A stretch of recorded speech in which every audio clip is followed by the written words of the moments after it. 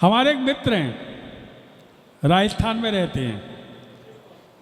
उन्होंने विज्ञापन दिया अखबारों में, 15,000 रुपये खर्च हुए और विज्ञापन दिया शादी के लिए, लड़की चाहिए। एक भी जवाब नहीं आया। बोले बोहरे जी हम तो बड़े परेशान हैं। मैंने क्या बात हुई? बोले मैंने 15,000 रुपये खर्च कर दिए, विज्ञापन दिया, लेकिन एक भी जवाब नहीं आया। मुझे अपनी शादी करनी है, हमने विज्ञापन पढ़ा, लड़की चाहिए। मैंने कहा ये विज्ञापन ही गलत था, काम ढंग से होता है तभी सही होता है। जैसे हम कहें वैसे विज्ञापन दीजिए। हमने विज्ञापन दिलवाया, अंग्रेजी के अखबारों में लिखवाया वाइफ वांटेड, हिंदी के में लिखवाया पत्नी चाहिए। केवल 10,000 विज्ञापन में खर्च हुए, 1,000 पत्र आए, सब में लिख रहा था हमारी को ले जाओ। तो इस तरह की बातों को करके हम हंसा सकते हैं, लेकिन हंसाने के बाद में जो असली स्थिति होती है वो उसकी होती है वीरता की। जब व्यक्ति वीरता करता है, देश के लिए जाता है, कहीं जाता है, उस समय एक अलग ही स्थिति होती है। क्योंकि हंसते हंसते जो वतन पे फिदा होगा, हंसते हंसते वतन पे जो फिदा होगा, अमर वही नौजवान होगा जो हंसते हंसते वतन के लिए जान लगा देता है, प्राणों की बाजी लगा देता है। वही व्यक्ति सबसे अच्छा व्यक्ति कहलाता है। लेकिन अब आपको मैं एक बात बता रहा हूँ कि हमारे जवान तो हंसते हंसते अपनी जान गंवा देते हैं। तो हमने तो सरदार भगत सिंह के शहीद स्तंभ पर, हमने सरदार भगत सिंह के शहीद स्तंभ पर दीपक जलाया। उस दीपक का तेल चुराकर कुछ नालायकों ने अपने सर से लगाया। हमें ऐसे गद्दार और नालायकों का सर कलम करना होगा, और सर कलम कराने के लिए मुझे किसी कलम के सिपाही जैसे कि हमारे हैं बीच में प्रदीप पवार टोंक से आते हैं, उन्हें पूरे सम्मान के साथ आमंत्रित कर रहा हूं। और प्रेमी जी आपको पता होगा, उन्होंने यहाँ कवित्री सम्मेलन का एक बार आकर संचालन भी किया था। वो हाथरस संभवतः दूसरी बार आए हैं। प्रदीप पवार जी पूरे सम्मान के साथ आमंत्रित हैं, वो आए और आकर अपना कार्य। सत श्री अकाल, आदाब, राधे राधे, राम राम करता हूँ। सत श्री अकाल, आदाब, राधे राधे, राम राम करता हूँ। दिल से दिल तक पहुँचने का काम करता हूँ। आपकी तालियां मिलेगी आशीर्वाद और दुआओं के साथ, यही सोचकर आज की शाम आपके नाम करता हूँ। फिलहाल बजा दो, ठोक दो जोरदार। और अपना परिचय इतना सा कि मुझको प्रेम हुआ जन्नी के मान से, चाहत के सुर मिले राष्ट्रगान से। जब से चला हूँ मैं मोहब्बत की डगर पर, मुझको प्यार हुआ हिंदुस्तान से। कवि हूँ और कवि के लिहाज से जिनकी रगों में रक्त बंद देश प्रेम बहता है, जिनका रोम रोम वंदे मातरम कहता है, जिनके अधर नित्य सुजलाम सुफलाम गाते हैं, जिनके होठों, जिनके दिल में सदा जय हिंद रहता है। ये जो जिंदगी को जीते हैं मुल्क की आन के लिए, मौत को गले लगाते हैं वतन की शान के लिए। मेरे हर प्रदीप जगमगाता है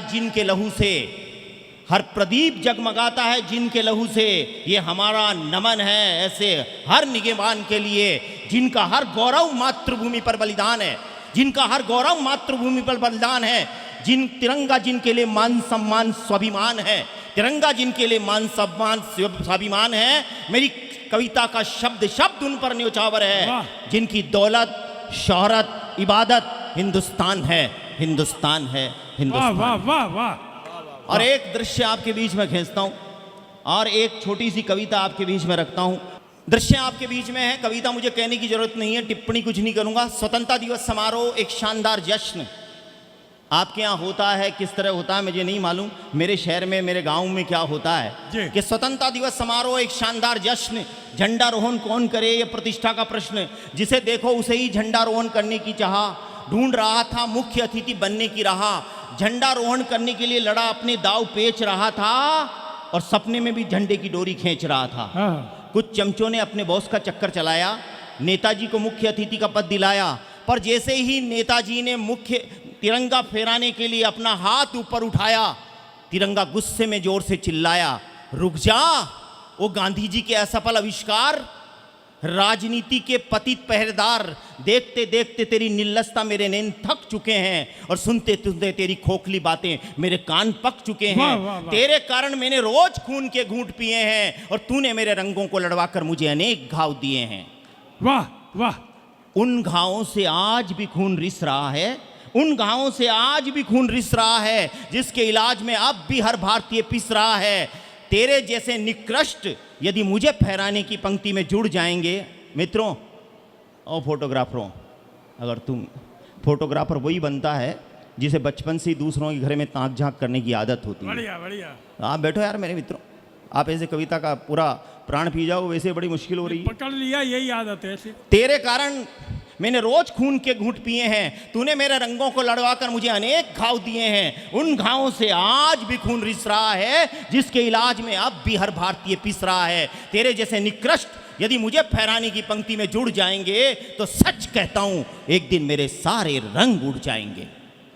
क्योंकि मैं, अब तिरंगा कहता है, क्योंकि मैं तिरंगा हूं, क्योंकि मैं तिरंगा हूं, राजनीतिक हथकंडा नहीं हूं, राष्ट्रीय ध्वज हूं, तेरी पार्टी का झंडा नहीं हूं। मैं तिरंगा हूं, मैं तिरंगा हूं, मां भारती की इज्जत हूं, वीरों की ताकत हूं। मैं तिरंगा हूं, मां भारती की इज्जत हूं, वीरों की ताकत हूं, देश का गौरव हूं, शहीदों की विरासत हूं, सिख हूं, ईसाई हूं, हिंदू हूं, मुसलमान हूं, गुरु ग्रंथ हूं, बाइबल हूं, रामायण हूं, कुरान हूं, शांति हूं, स्वाभिमान हूं, बलिदान हूं। नजर उठा के देख, मैं पूरा हिंदुस्तान हूं, मैं पूरा हिंदुस्तान हूं। वाह। यदि तू मुझे फहराएगा, यदि तू मुझे फहराएगा तो मेरे श्राप से बच नहीं पाएगा। जिसको हिंदुस्तान से प्यार नहीं है उसे मुझे फहराने का अधिकार नहीं है। एक दिन अपनी बात कहता है, हाँ मैं भी यही करूंगा। जी हाँ। एक दिन देशभक्तों की मुट्ठियां तेरी ओर तन जाएगी और सच कहता हूं मेरी ये रस्सी तेरे गले का फंदा बन जाएगी। वाह वाह। और अंतिम बात कहता है, तिरंगा और विदा लेता है। तिरंगा कहता है, तुम भी सुन लो भारत की जवानियों, और प्यारे हिंदुस्तानियों, तुम भी सुन लो भारत की जवानियों, ओ प्यारे हिंदुस्तानियों। तिरंगे की बुलंदी, मुझ तिरंगे की बुलंदी को बनाए रखना, जिंदगी में अपना हर फर्ज निभाए रखना। अनगिनत कुर्बानियां देकर पाई है हमने आज़ादी, ये बलिदानी जज्बात जगाए रखना, जगाए रखना, जगाए रखना। जय हिंद, जय भारत।